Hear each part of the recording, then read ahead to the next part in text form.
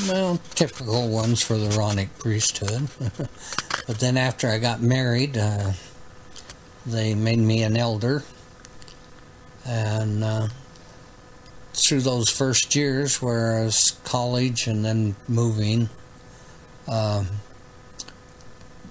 just typical.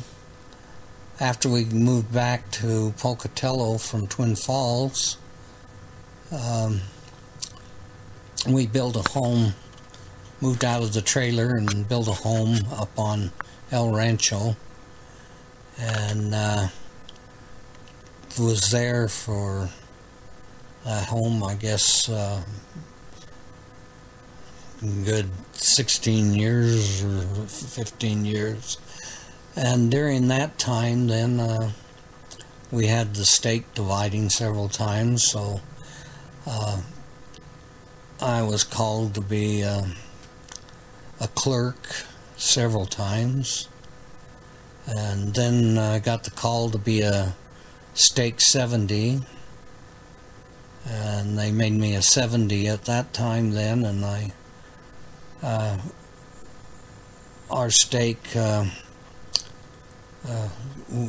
we would go out and do a lot of the missionary work. They didn't have missionaries through Idaho and Utah like they do nowadays, and so we would go out and do a lot of the missionary work that the full-time missionaries eventually took over.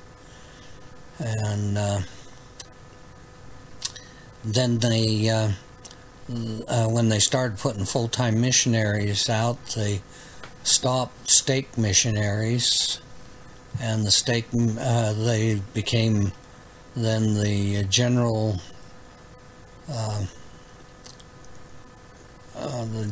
officers and the first and second quorum, and then the regional quorums, and divided them out all that way.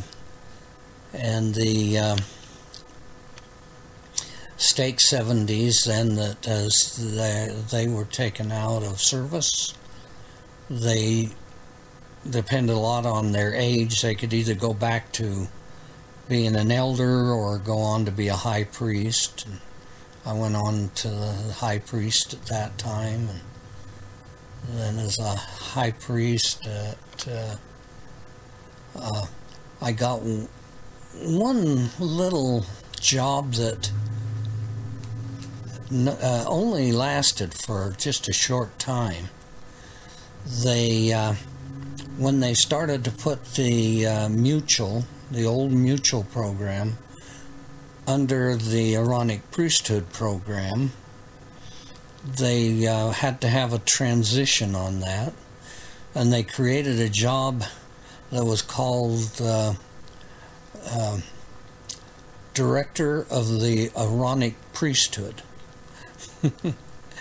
And I held that job for that short time, and what it was is that they eventually took all our responsibilities and managed to figure out how to divide them up. And of course the bishop was really the director of the Aaronic priesthood, so that he eventually got back into his his responsibilities there in the Aaronic priesthood. And then after we moved from there, the high priest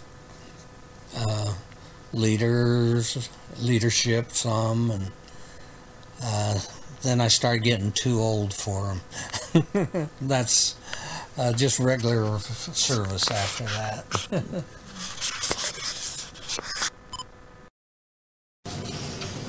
The state orders. Okay.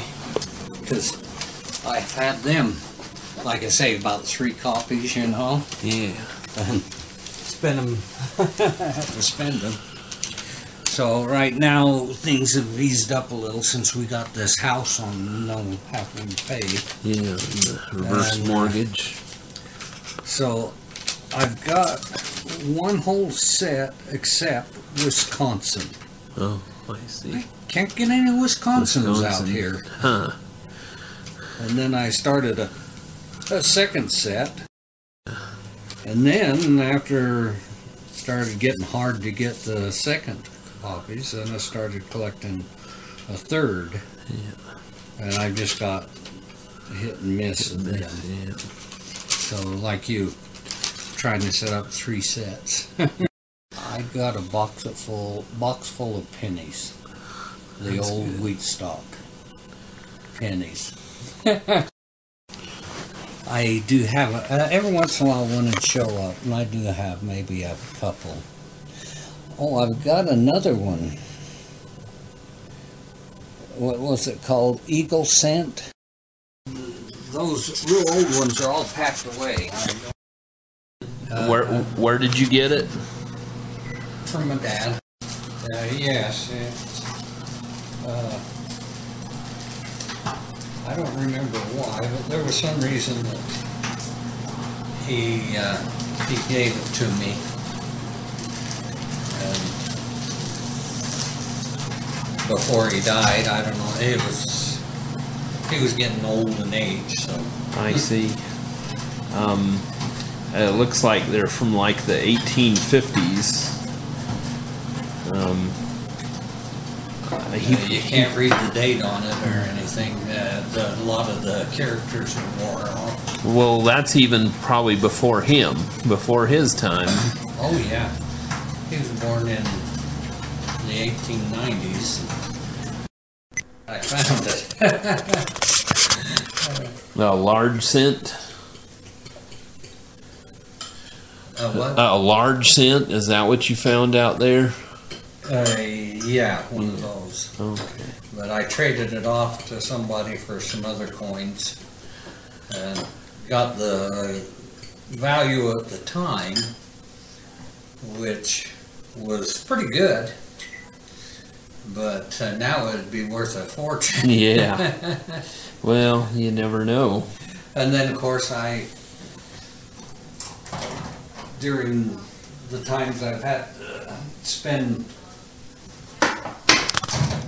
Well, I guess that's what a collection is for. Either pass on to your kids or else spend it. Yep. Wait till it's valuable and then spend it. Yep, that's true. So it came in handy at the time. Yep. I got more than a cent out of it. Radio Shack called it a pocket computer. PC, we called it. But it's nowhere near like the PCs you have nowadays.